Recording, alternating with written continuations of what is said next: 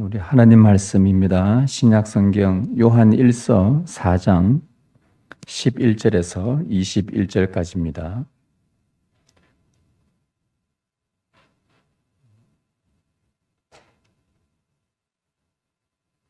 요한 1서 4장 11절에서 21절까지 우리 한 절씩 교독하겠습니다. 사랑하는 자들아, 하나님이 이같이 우리를 사랑하셨은즉 우리도 서로 사랑하는 것이 마땅하도다.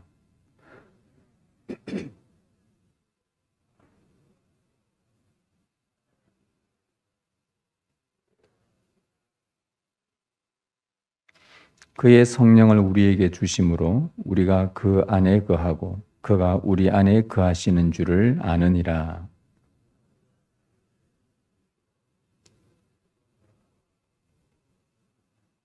누구든지 예수를 하나님의 아들이라 시인하면 하나님이 그의 안에 거하시고 그도 하나님 안에 거하느니라.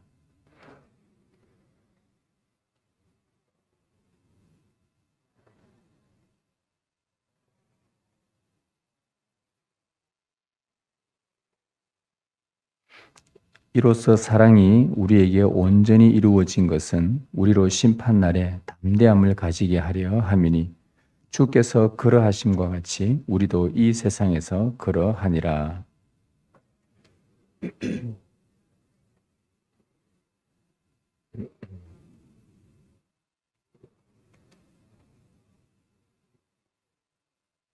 우리가 사랑함은 그가 먼저 우리를 사랑하셨습니다.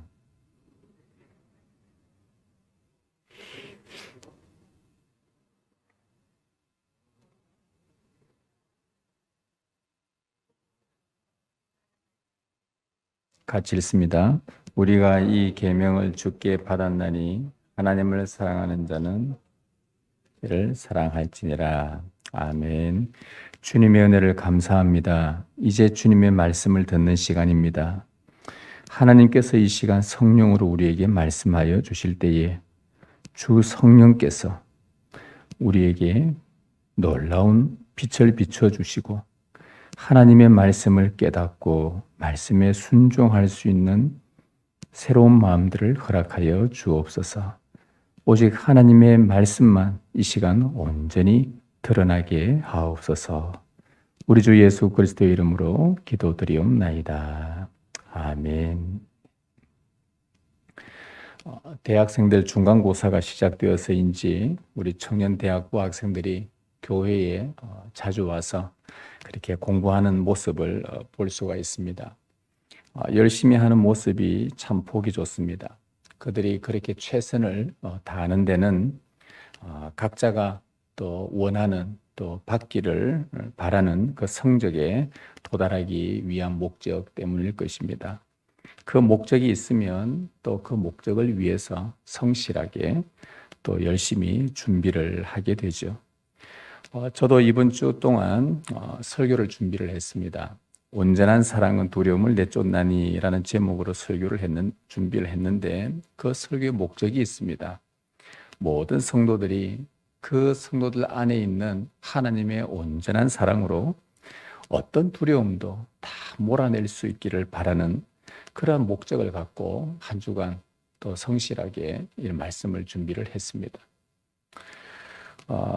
또 자연에서 보면 하늘에서 비가 내리는 이유는 그 비로 말미암아 땅을 적시고 비에 젖은 땅은 싹을 내며 또 그 땅으로 하여금 사람들과 동물들에게 필요한 양식을 생산하기 위함입니다. 이 목적을 이루기 위해서 하늘에서 비가 내립니다. 이처럼 사람이든 자연이든 어떤 다른 목적을 가지고 그 목적을 이루기 위해서 하나하나 아주 성실하게 그렇게 진행되어져 가는 것이 또 우리의 삶이요 또 자연의 이치입니다. 근데 이거는 하나님께도 예외가 아닙니다. 하나님께서 이 세상에 독생자 그리스도를 보내신 목적은 많은 사람들이 그 독생자를 보내신 하나님의 사랑을 알고 그 사랑을 받아들이고 그리고 그 하나님의 사랑으로 충만해져서 하나님 안에서 서로 사랑하며 교제하기를 바라는 그 목적이 하나님께 있었습니다. 이 목적을 이루기 위해 하나님은 성실함과 그분은 신실하심으로 일하셨고 지금도 일하고 계시고 앞으로도 계속 당신의 열심으로 이 일을 이루어 가실 것입니다. 학생들이 열심히 공부했지만 바라는 성적을 얻지 못할 수도 있고, 또 제가 매주 설교를 준비를 했지만 그날 성도들의 변화를 이끌어내지 못할 수도 있고, 또 하늘에선 비가 내렸지만 그해 다른 요인들의 방해로 바라는 만큼 양식을 얻지 못할 수도 있습니다. 그러나 다른 것들은 이렇게 실패하기도 하고 부족하기도 하고 하지만 하나님께서 시작하신 그 사랑은 절대로 실패하는 법이 없습니다. 반드시 그 목적을 이루어 내십니다. 창세전에 인간을 사랑하기로 작정하셨고 또 목적한 대로 사람을 친히 실제로 창조하셨고 그 사람들을 많이 사랑하셨습니다. 지금도 그 사랑은 변하지 않고 하나님의 그 사랑은 영원할 것입니다. 사람이 그 사랑을 몰아내서 그렇지, 아담이 범죄함으로 하나님의 사랑을 몰아냄으로 인해 마치 하나님의 사랑이 실패한 것처럼, 중단된 것처럼 그렇게 보이고, 그 죄로 인해서 이 사회가 망가지고 나니까 과연 하나님이 있는가, 하나님이 이 세상을 사랑한다고 하는데 그 사랑이 보이지 않는, 마치 하나님이 실패한 것처럼 보이지만 그분은 그 당신의 목적을 포기하지 아니하시고 아들을 세상에 보내어 십자가에 내어주시면서까지 자신의 사랑을 사람들에게 부지런히 나타내셨습니다. 하나님의 그 열심으로 이 땅의 많은 사람들 가운데서는 그분의 온전한 사랑을 아멘으로 받아들였습니다. 또 그 사랑으로 충만해져서 하나님과 깊은 사귐, 코이노니아를 이루어가고 있고, 또 그 사랑으로 믿는 형제 자매들과 또 교제함으로 하나님의 목적을 지금도 이루어 가고 있습니다. 이 목적을 하나님은 앞으로도 계속 이루어 가실 것입니다. 인간이 죄로 마치 하나님의 사랑이 실패한 것처럼 보이지만 그분은 결코 실패하지 않고 계속 그 온전한 사랑을 우리에게 찾아오시고 또 부어주십니다. 여러분 안에 있는 하나님의 그 사랑은 온전한 사랑입니다. 부족하지도 않습니다. 적당한 사랑도 아닙니다. 결핍도 없는 참 온전한 사랑입니다. 그래서 우리를 향한 하나님의 사랑은 결코 실패하지 않는 것입니다. 부족하면 실패할 수 있고요. 우리의 노력이 부족하면, 뭔가 좀 우리 안에 능력이 없으면 어떤 일을 이루어가는데 실패할 수 있지만 하나님의 사랑은 온전하기 때문에 결코 실패하는 법이 없습니다. 여러분 안에 있는, 여러분에게 주신 그 하나님의 사랑이 여러분 온전하다고 여러분 믿으십니까? 그 사랑이 실패하지 않는다는 것 여러분 혹시 믿으십니까? 여러분, 과학으로 증명되어야만 사실이라고 믿는 이 시대에 우리의 육안으로 하나님을 본 사람이 없다라고도 하고, 그래서 증명되지도 않은 신의 존재를 믿는다는 것은 참으로 쉽지가 않습니다. 그런데 더욱이 하나님의 존재도 믿기 어려운 이때에 하나님이 우리를 사랑하신다, 하나님이 세상을 사랑하신다, 하나님이 뭔가 사랑이 있다, 이것 자체가 더욱 믿기 어려운 것입니다. 그러나 우리는 하나님의 존재, 그분이 살아계심도 믿고 그분이 변함없이 우리를 향해 온전한 사랑을 부어주신다는 것도 우리는 믿고 있습니다. 어떻게 그것이 가능합니까? 한 번도 우리의 눈으로 하나님을 보지 못했는데, 성경은 그렇게 말합니다. 우리의 어느 시대나 우리가 하나님을 본 사람이 없어대라고 말하죠. 아무도 하나님을 본 사람이 없는데 어떻게 우리는 하나님이 살아계신다는 것도 믿고 하나님이 여전히 우리를 사랑하신다는 것도 어떻게 우리가 믿을 수 있냐 이 말이죠. 오늘 말씀 13절에 보면 이런 말씀이 있습니다. 그의 성령을 우리에게 주심으로 우리가 그 안에 거하고 그가 우리 안에 거하시는 줄을 아느니라. 무엇으로 말미암아 알 수 있다 그러죠? 하나님이 우리에게 주신 성령으로 말미암아. 우리가 하나님 안에 있고 하나님이 우리 안에 있다라는 상호 내주함으로 그분의 존재, 그분의 살아계심도 알게 되고 그분의 사랑이 변함없다는 것도, 온전한 사랑을 우리에게 지금도 주고 계신다는 것을 하나님이 주신 성령으로 말미암아 우리는 알게 되었고 믿게 되는 것입니다. 하나님은 믿는 자들에게 반드시 성령을 주십니다. 여러분, 예수 그리스도를 여러분의 주로 믿으십니까? 세상의 구주로 믿으시고 여러분의 영광의 주요 다시 오실 주님으로 믿으십니까? 그렇다면 여러분은 하나님으로 말미암아 성령을 받으셨습니다. 베드로가 이렇게 설교를 했습니다. 너희가 회개하여 각각 예수 그리스도의 이름으로 세례를 받고 죄 사함을 얻으라. 그리하면 성령을 선물로 받으리니. 이 약속은 너희뿐만 아니라 너희 자손과 먼 데 있는 사람들에게도 우리 하나님이 얼마든지 부르시는 자들에게 이 성령을 주시느니라. 어느 시대에 살았든지 우리가 알지 못하는 어느 저 시대의 이 사람이든지 어느 장소에서 살았든지 태어나서 살다 죽었든지 누구도 예외 없이 믿음으로 거듭난 자는 하나님께서 성령을 주십니다. 하나님의 그 성령은 하나님의 모든 것을 통달하시는 영이십니다. 즉 하나님의 모든 것을 다 아시는 하나님으로 충만한 신이십니다. 그래서 하나님이 창세전에 가지셨던 그 계획도 다 아시고 인간을 얼마나 사랑하고 계시는지 그 마음도 이 성령님은 다 알고 계십니다. 그래서 사람을 향한 이 온전한 사랑, 하나님께서 변함없이 창세전에 이미 예수 그리스도를 이 땅에 보내시겠다는 그 하나님의 온전한 사랑도 성령님은 다 알고 계셨습니다. 그래서 성령님은 하나님이 살아계신다는 그 존재뿐만 아니라 그분의 인격과 그분의 온전한 사랑을 오늘 우리에게까지 알 수 있도록 끊임없이 역사하시는 분이 바로 이 성령님이십니다. 그 성령님은 바로 예수님의 제자였던 사도들에게도 나타나셔서 얼마나 크게 역사하셨는지 모릅니다. 14절 말씀에 보면 아버지가 아들을 세상의 구주로 보내신 것을 우리가 보았고 또 증언하노니 라고 말하죠. 여기서 우리가 누굽니까? 이 편지를 보낸 사도 요한입니다. 사도 요한, 예수님의 제자였고 사도들이었죠. 성령의 충만한 은혜를 받았던 이 사도들은 직접 보았던 예수 그리스도를 땅끝까지 증언했습니다. 그들은 성령의 감동을 받아서 27권의 신약 성경을 기록했습니다.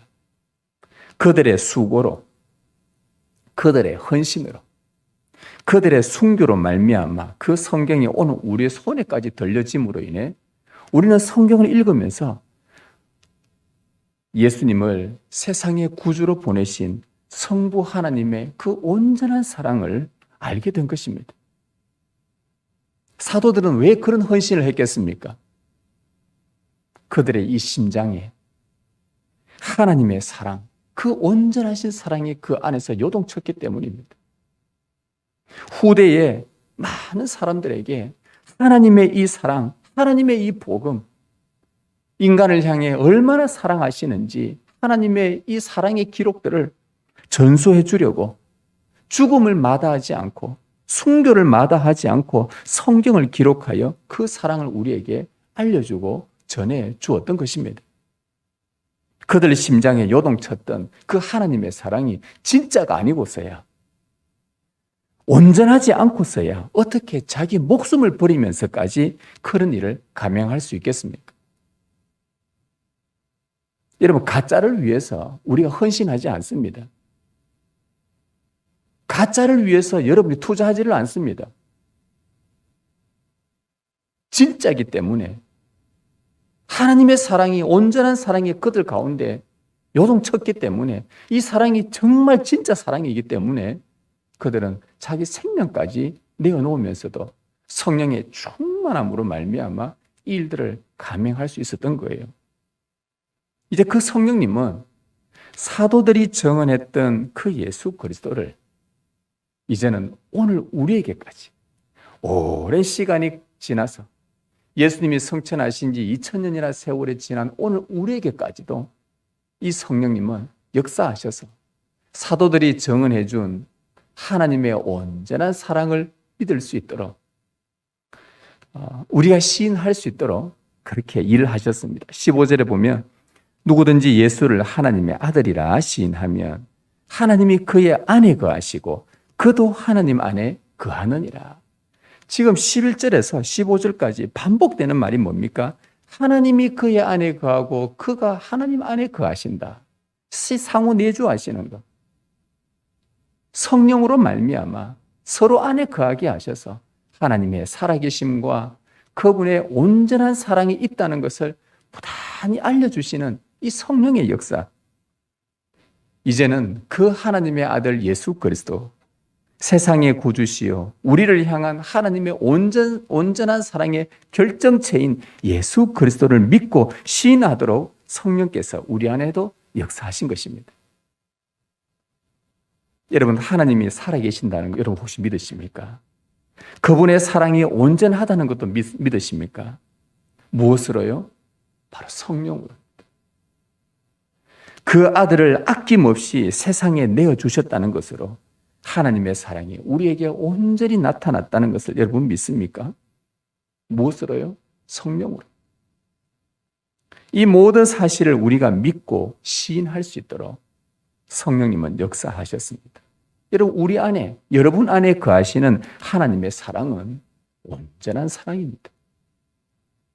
아들을 죽인 세상을 위해서 하나님이 보내신 독생자를 세상이 죽였는데 그 아들을 죽인 세상을 사랑하기 위해서 하나님께서 그들에게 찾아오셨다면 그 사랑은 진짜 사랑, 온전한 사랑이지 않습니까? 죄인들을 위해 아낌없이 아들을 내어주신 그 사랑, 그 온전한 사랑이 아닐 수가 없습니다. 당신의 전부를 주신 사랑입니다. 그 사랑은 절대 부족하지 않습니다. 절대 불안하지 않고 절대 결핍이 없는 온전한 사랑입니다. 이 사랑을 우리에게 주시려고 영원부터 작정하셨고 그 목적하신 대로 결코 실패하지 않으시고 오늘 여러분에게 성령으로 말미암아 예수 그리스도를 시인하게 하시고 하나님의 온전한 사랑을 알고 믿고 이 안에서 부단히 역사하도록 지금도 도우시고 계시는 것입니다. 여러분, 그 온전한 사랑이 여러분 안에 가득하기를 소망합니다. 하나님의 사랑은 온전하다는 것을 의심 없이 받으시기를 바랍니다. 하나님의 사랑은 조금도 부족함이 없습니다. 완전한 사랑입니다. 온전한 사랑입니다. 그 온전한 사랑이 우리 안에 거하고 시작하면 우리 안에는 두 가지 아주 면에서 영향을 미칩니다. 어떤 영향을 미치냐 하면 그 온전한 사랑은 우리 안에 있는 두려움들을 내쫓아냅니다. 그리고 또 한 가지는 그 온전한 사랑이 우리 안에 있기 때문에 형제 자매를 사랑하는 방향으로 우리의 삶을 이끌어 간다는 것입니다. 이 두 가지입니다. 먼저 하나님의 온전한 사랑은 두려움을 내쫓습니다. 우리 오늘 17절, 18절 말씀을 우리가 같이 한번 읽어보도록 하겠습니다. 17절, 18절입니다. 시작.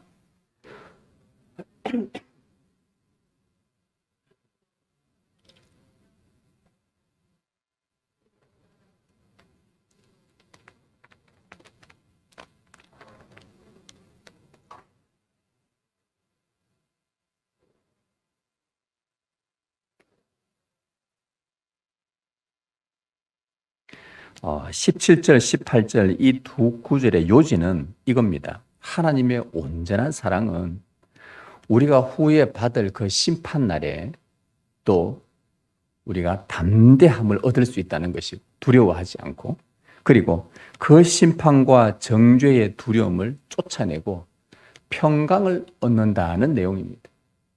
즉 하나님의 그 온전한 사랑은 하나님의 심판날에 우리의 두려움이 다 사라지고 우리 안에 평강이 얻게 된다는, 이것이 온전한 사랑이 하는 일입니다. 여러분, 심리학자들은 인간의 감정들 중에 가장 깊은 곳에 자리 잡고 있는 감정이 두려움이라고 합니다.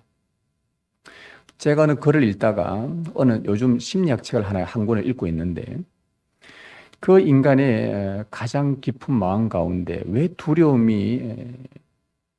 두려움이라고 자리 잡고 있는 감정이 두려움이라고 왜 그들은 이 말을 했을까? 제가 참 곰곰이 생각해봐요. 그 책을 읽다가 잠시 내려놓고 왜 인간 안에 이 두려움이 존재할까? 왜 두려움이 끊이지를 않을까? 왜 이 학자들은 인간을 많이 표본들을 조사를 하면서 인간의 감정들 가운데 가장 깊은 곳에 자리 잡고 있는 것이 왜 두려움이라고 했을까? 제가 생각을 하는 가운데 하나님께서 제 마음 가운데 창세기의 말씀을 통해 첫 인류 아담이 범죄한 그 아담의 상황, 그 심리를 한번 살펴보게 하셨습니다. 제가 그 말씀을 다시 펼쳐서 읽었는데, 여러 번 그 말씀을 지금까지 제가 한 수백 번, 수천 번 읽었지 않았겠습니까? 그 본문을. 근데 그날 하나님께서 주신 그 마음이 뭐냐? 이거 보니까 첫 인류 아담이 범죄한 후에 그에게 찾아온 그 감정이, 첫 번째 감정이 바로 두려움이었습니다. 성경에 제일 먼저 나오는 부정적인 인간의 감정이 바로 두려움이었습니다. 하나님은 범죄한 아담에게 아담아, 네가 어디 있느냐라고 묻지요. 그때에 그가 내가 벗었으므로 두려워하여 숨었나이다 라고 대답을 합니다. 아담의 대답에서 우리는 죄가 하는 일, 죄가 무슨 일을 하는지 그 역할을 우리는 발견할 수 있습니다. 죄는요, 사람이 벌거벗겨졌다는 것을 알려주는 역할을 합니다. 여러분, 사람이 죄를 범하면 그 죄가요, 우리가 참 수치스럽다, 부끄럽다라고 알려주는 그 역할을 합니다. 다시 말하면 네가 지금 벗어서 그렇게 부끄러운 것이다. 죄는 우리가 벗겨졌다는 것을 알리는 역할을 해요. 동시에 그 벌거벗었음을 가릴 만한 방어복이 없기 때문에 두려워한다는 것도 동시에 알려줍니다. 우리가 죄를 지으면 우리 몸은요, 이 옷이 가려줍니다. 어느 선에서 가려줍니다. 우리 부끄러움 가려주지만 죄로 말미암은 우리 안에 벌거벗겨진 양심이나 우리의 감정이나 생각 따위들은 어떤 방어복으로도 가리기가 참 어렵습니다. 하나님과 분리된 모든 인간에게 찾아온 내면의 가장 깊은 부정적인 감정은 바로 이 두려움이라는 것이죠. 그리고 성경도 이렇게 말합니다. 한 번 죽는 것은 사람에게 정해진 것이요, 그 후에는 심판이 있으리니. 여러분, 사람이 한 번 태어나면 죽는 거 우리 다 알고 있습니다. 그래서 어떤 사람은 이 생을 살다가 너무 힘들면 내가 죽으면 다 끝나겠지. 아니요, 끝나지 않습니다. 그 죽는 순간 하나님의 심판이 있습니다. 왜? 죽은 후에는 하나님의 심판이 반드시 있다고 했기 때문에. 여러분, 심판이 있는 이유가 뭡니까? 우리가 법정에 서는 이유가 뭡니까? 어떤 사람이 죄를 범했기 때문입니다. 인간은 벌거벗겨졌다는 것을 죄가 알려주고, 동시에 그 벗었음을 방어할 만한 방어복이 없다는 것도 알려줍니다. 성경은 더욱 한술 더 떠서 사람이 죽으면 반드시 그 후에 심판이 있다. 반드시 너희가 하나님의 심판대 앞에 서야 된다. 더욱더 두려움 속에, 공포 속에 떨게 만듭니다. 범죄한 인간은 스스로 그 죄를 가릴 수 없고 하나님과 분리로부터 오는 불안과 두려움은 끊이지를 않습니다. 이것은 한 개인에게만 머물지 않습니다. 사회에 이러한 불안감과 두려움을 서서히 퍼뜨립니다. 영향을 미칩니다. 여러분, 동생 아벨을 죽인 가인을 한번 보십시오. 동생을 딱 죽인 이후에 그 가인이 부모를 떠나서 그가 했던 첫 번째 일이 뭡니까? 높은 성을 쌓았습니다. 왜 성을 쌓았습니까? 급속도로 상대로부터 어떤 공격이 들어올까봐 찾아오는 그 두려움 때문이었습니다. 그래서 높이 성을 쌓으면 괜찮을 거라고 생각한 것이죠. 근데 높이 성을 쌓았는데 이 성을 쌓아보니까 이것도 불안한 겁니다. 그래서 창세기 4장에 보면 그들이 기계를 만들고 도구를 만들고 무기를 만들고 기술을 개발하고 그래서 스스로 방어막을 만들어 보는 것이죠. 여러분, 북한이 왜 미사일을 계속 개발하고 쏩니까? 뭐 북한만이 아니라 어느 나라든지 우리나라도 마찬가지죠. 무기를 개발하는 이유가 무엇입니까?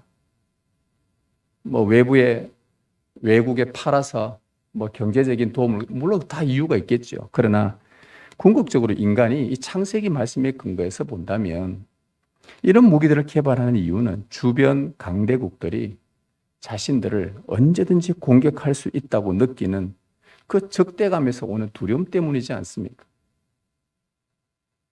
이처럼 아담의 범죄는 한 개인에게 머물지 않고 사회까지 퍼져나가고 온 세상에 사라지지 않는 이 두려움을 낳습니다. 그래서 더 높은 성을 쌓고 더 높은 바벨탑을 쌓고 더 좋은 무기를 만들어내고 왜? 끊임없는 두려움의 이 공포가 계속 솟아나기 때문입니다.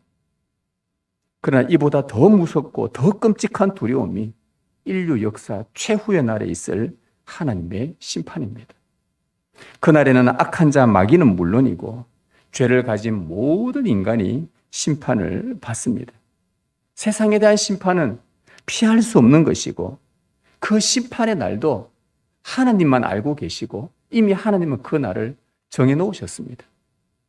하나님이 죄를 헤아리시며 하나님께서 우리 인간의 죄, 여러분의 죄 하나하나를 다 헤아리신다면 누가 감히 그 앞에 설 수 있겠습니까?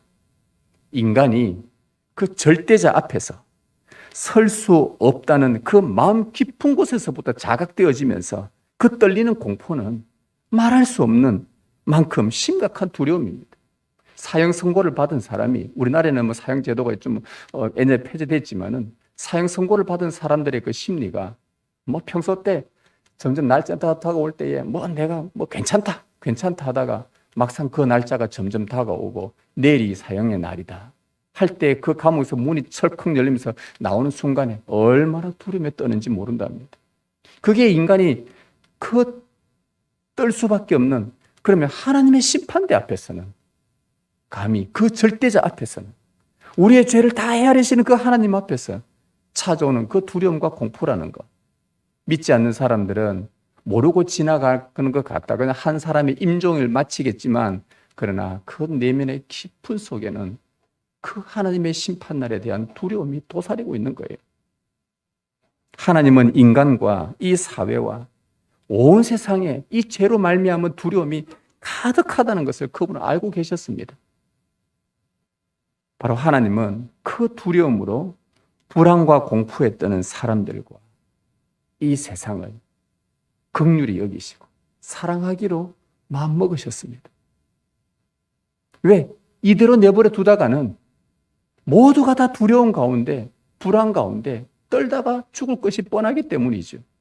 그래서 하나님은 그들에게 긍휼히 여기시고 온전한 사랑만이, 하나님의 온전한 참 사랑만이 그 두려움을 내쫓을 수 있다는 것을 그분은 아셨기 때문에 그들에게 사랑을 나타내 보이신 것입니다.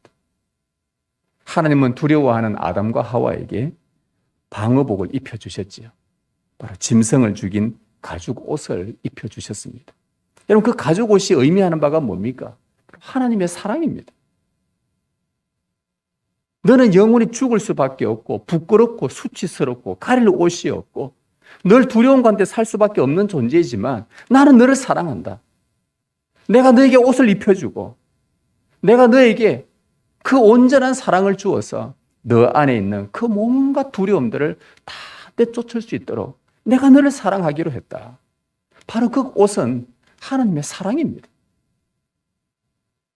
에덴 동산에서 쫓겨난 아담 하와는 앞으로 그들이 맞서 싸워야 할 그 세상의 두려움을 끊임없이 찾아올 때마다 자기들에게 입혀주신 그 가죽옷을 보면서 하나님의 사랑을 기억하고 그 사랑이 자기들을 그 하나님 앞에서 숨어 있었던 자들을 끄집어내셨고 어두운 가운데 들어가 있던 자들을 하나님이 끄집어내셔서 그 사랑을 입혀주시고 두려움에서 벗어나게 했다는 확신을 갖고 그들은 하나님을 의지하며 살아가게 되는 것입니다. 여러분, 이 두려움이 어느 저 구석의 어둠이라고 한다면 사랑은요, 빛입니다. 빛이 비추면 어둠이 사라지듯이 그 사랑은 우리 안에 두려움을 몰아냅니다. 아무리 잘못을 해도 그 잘못을 아뢰고 용서를 구했을 때에 그 부모님의 사랑을 경험한 자녀들은요, 사랑이 잘못으로 인한 두려움을 몰아낸다는 것을 그 아이들은 알고 있습니다. 그래서 사랑을 충분히 받은 그 아이들은 자기가 뭔가 잘못을 했을 때에 부모 앞에 적극적으로 가서 용서를 구합니다. 왜? 용서를 구할 때에 그 부모님의 변함없는 그 온전한 사랑이 받았어요. 그 사랑이 자기 안에 있는 죄를 지은 그 두려움들을 다 몰아내 준다는 것을 알고 있기 때문이죠.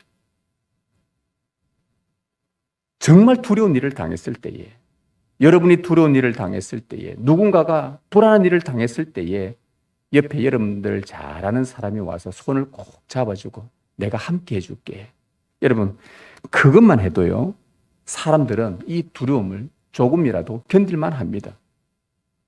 부부가 결혼식 때에 즐거우나 괴로우나 부하거나 가난하거나 병들거나 강건할 때도 언제나 사랑하겠습니다 라고 우리가 서약을 합니다. 그런데 결혼하고 나서 그 다음 이후부터 찾아오는 그 부부 앞에 찾아오는 그 변화무쌍한 인생들, 그 얼마나 많은 시련과 어려움 가운데서 그 겪을 때마다 그 배우자들끼리 서약한 대로 그럼에도 서로 사랑하면서 손을 붙잡고 그 사랑을 실제로 서로가 체험된다면 그 진정한 사랑은요, 힘이 되어서 그 두려움을 이겨낼 수 있는 것이지 않습니까? 불완전한 인간의 사랑도 어느 정도의 두려움을 쫓아낸다면 하물며 하나님의 사랑은 어떻겠습니까? 그분의 사랑은 온전한 사랑입니다. 그 사랑은 영원부터 시작된 사랑이요, 아들 예수 그리스도를 통해 이 세상에 들어온 사랑입니다.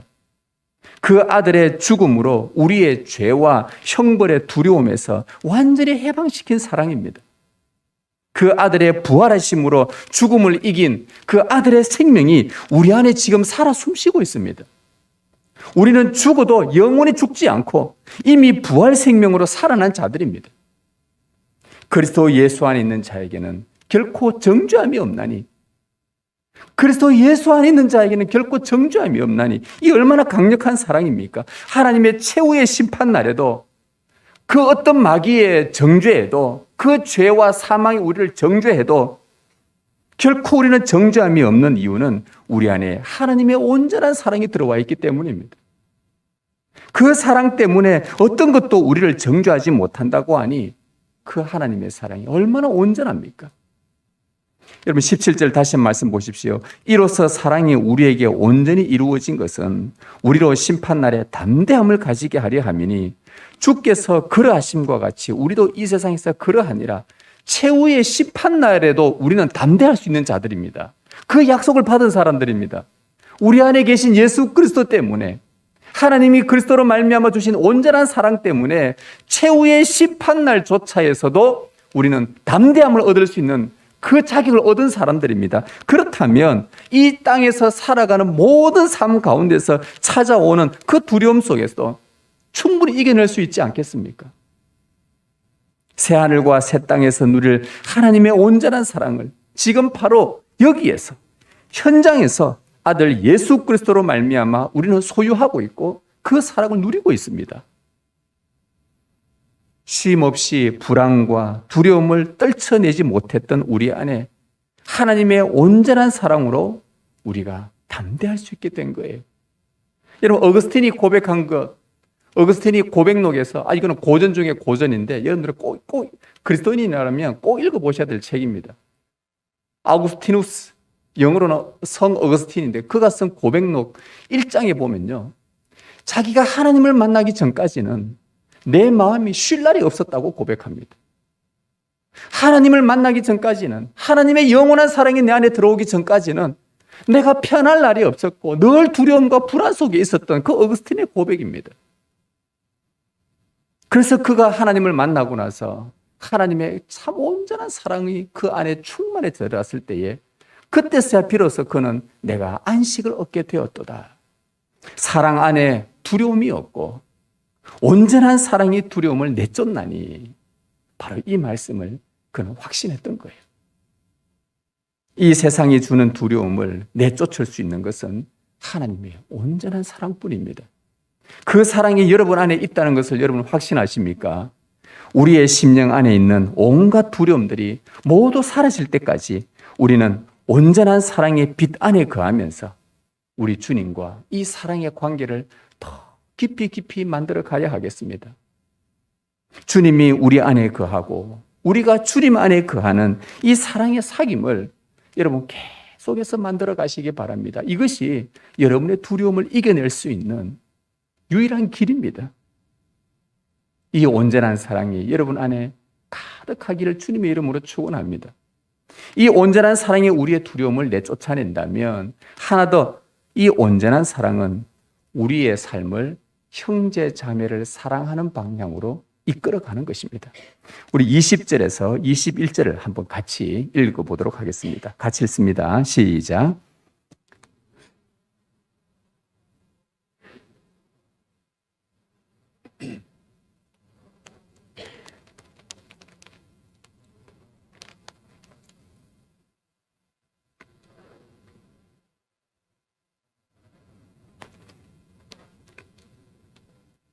여러분, 이 말씀은 당연한 것이지 않습니까? 우리 안에 하나님의 온전한 사랑이 있으면 자연스럽게 이 사랑은 흘러가게 되어져 있습니다. 사랑이 없으면 흘러보낼 사랑이 없어서 그렇지만 우리 안에 하나님의 온전한 사랑이 변함없이 있다면, 그것을 여러분 확신한다면 여러분의 삶은 형제 자매를 사랑하는 방향으로, 삶 자체가 그 방향으로 흘러가게 된다는 말입니다. 하나님을 사랑한다고 고백한다면 바로 이렇게 흘러가게 됩니다. 하나님은 바로 은혜가 없는 이 세상에 당신의 시선을 두셨습니다. 왜냐하면 그 하나님 안에는 온전한 사랑이 충만하시기 때문에 사랑이 없는 곳을 보면 하나님은 눈이 갈 수밖에 없는 거예요. 왜? 그분 안에 온전한 사랑이 있기 때문에. 사랑이 없는 냉랭한 이 세상에 하나님은 그분의 마음을 딱 꽂으셨습니다. 왜냐하면 그분에게는 온전한 사랑이 있기 때문입니다. 이처럼 이 온전한 사랑은요, 은혜가 없는 곳으로 내 시선을 돌리게 만들어줍니다. 이 온전한 사랑은 자비가 없는 곳에 그 마음이 가도록 인도합니다. 이 온전한 사랑은 어려움을 겪고 여러 가지 일들로 두려워하는 자들에게 다가가서 손을 잡아줍니다. 이 온전한 사랑은 적자생존, 약육강식의 이 차별적 세상에서, 적자생존, 약육강식이 뭡니까? 강한 자가 약한 자 짓밟고 자기 살아남는 거 아닙니까? 그런 세상 속에서 차별당하고 고통당하는 자들에게, 그들에게 가서 오히려 내 것을, 내가 뭔가 빼앗는 게 아니라 내 것을 나눠주는 것이, 이게 온전한 사랑입니다. 온전한 사랑은 자기 의로 가득한 이 사회에 겸손과 희생으로 남을 자기보다 낮게 여기는, 이것이 온전한 사랑이 하는 일입니다. 우리 안에 온전한 사랑이 있다면 우리는 이 방향으로 우리의 삶이 흘러가게 되어져 있습니다. 어떻게 가능합니까? 어떻게 이 사랑이 우리 안에서 가능합니까? 19절에 보니까 우리가 사랑하면 그가 먼저 우리를 사랑하셨습니다. 우리가 이렇게 완전하지는 않지만 아주 작지만 작은 사랑의 온전한 삶을 살아가는 것은 가만 보니 내가 사랑이 많아서 그런 게 아니라, 내가 본래 사랑 많은 사람이 아니라 하나님께서 우리를 먼저 사랑하셨기 때문에 이 사랑이 가능하게 되었다는 겁니다. 우리가 누군가를 사랑할 수 있는 것은 하나님께서 참 사랑 없던 내 안에 들어오셔서 참 사랑이 무엇인지, 온전한 사랑이 무엇인지 우리 안에 부어주셨기 때문에 우리가 조금이라도 사랑을 할 수 있게 된 것입니다. 아들을 십자가에 못 박은 우리를 먼저 사랑해 주셨기 때문입니다. 여러분, 자기 아들, 딸을 싫어하는 그 사람에게 어느 부모가 그 사람 좋아하겠습니까? 그렇지 않아요? 내 아들, 딸들은 내가 다 좋아하고 사랑하지 않습니까? 근데 내 아이들을 싫어하고 별로 안 좋아하고 미워하는 사람에게 어느 부모가 그 사람을 이렇게 잘해주고 그렇게 선을 행하고 사랑하고 그러겠습니까? 그런데 우리 하나님은 자기 아들을 적대시하고 자기 아들을 죽이고 자기 아들에게 돌을 던지고 자기 아들에게 침뱉고 복음을 무시했던 바로 죄인인 우리들을 위해서 당신이 우리를, 그런 자를 먼저 사랑해 주셨습니다. 참으로 놀라운 사랑입니다. 정말 온전한 사랑입니다. 하나님이 먼저 우리를 사랑하셨기 때문에 오늘 우리들도 은혜가 없는 곳에, 사랑이 없는 냉랭한 곳에, 소외된 곳에, 두려워하는 자들에게, 억울하게 고통당하는 자들에게 가서 우리도 그들에게 이 사랑을 할 수 있게 된 것입니다. 그 사랑이 우리를 그렇게 움직입니다. 하나님의 온전한 사랑을 받은 자는 형제 자매를 향한 사랑이 자연스럽게 흘러갑니다. 사도들이 그 자기들의 심장 속에 요동쳤던 하나님의 온전한 사랑 때문에 순교를 당하더라도 이 성경을 기록하고 중세시대, 종교개혁 시대 때에 교회가 무너져 가고 있고 교회가 타락해져 갈 때에 모든 그 교회의 성도들이 잘못된 구원관으로 이상한 구원을 외치는 그 거대한 교회 앞에서 이것을 막기 위해서 신앙 고백서를 쓰고 성경에 근거한 교리서를 적다가 잡혀서 순교당하고 죽더라도 이 성 교리 고백서를 뛰어가다가 순교당해서 죽어가는 그 순간에 담장으로 넣으면서 누가 그걸 받아가지고 그대로 다시 사본하고 기록을 해서 오늘 우리에게까지 돌려보내준 그 많은 신앙 고백서와 교리 문답서들, 왜 그들이 그런 목숨을 감행하면서까지 전해줬냐 이 말이죠. 바로 하나님이 그들을 먼저 사랑해 주셨기 때문에 그 사랑이 이 안에서 요동치니까 사랑이 없는 곳에, 칼과 창이 난무하는 곳에, 거짓이 휘몰아치는 곳에, 속이는 곳에 그 이 온전한 사랑을 끊임없이 부어주는 것입니다. 여러분, 성전에서 예배하고 말씀을 가르치며 하나님을 사랑한다고 말했던 그 제사장과 레위인들이 강도를 만나 거의 죽게 된 사람을 보고 그냥 지나쳐 버렸습니다. 눈에 보이는 사람을 사랑하지 못하는 자는 그가 어떤 직분자든 제사장이든 레위인이든 하나님을 사랑하는 사람이라고 말하든 말씀을 가르치는 사람이든 설교하는 사람이든 어떤 직분자든 눈에 보이는 사람을 사랑하지 못하는 자는 형식적인 종교 생활로 구색을 맞추어 사는 것뿐입니다. 예수님은 그렇게 하지 말라고 말씀하셨습니다.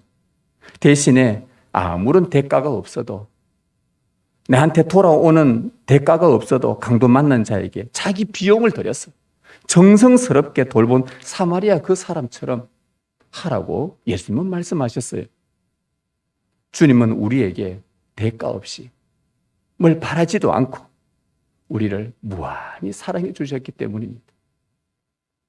내 형제 중에 지극히 작은 자 하나에게 한 것이 곧 내게 한 것이라. 마태복음 25장에서 주님 말씀하셨습니다. 지극히 작은 자가 누굽니까? 내가 호의를 베풀었을 때에 그 호의를 갚을 수 없는 사람, 뭔가 내가 도움을 줬는데 도무지 그 사람이 나에게 그 도움 받은 것을 되갚을 수 없는 사람을 지극히 작은 자라. 그 사람에게 행한 것이 곧 내게 행한 것이라. 주님을 사랑한 것이라. 그런 자에게는요, 마치 밑 빠진 독에 물 붓는 것처럼 부어도 우리에게 돌아오는 것이 없습니다.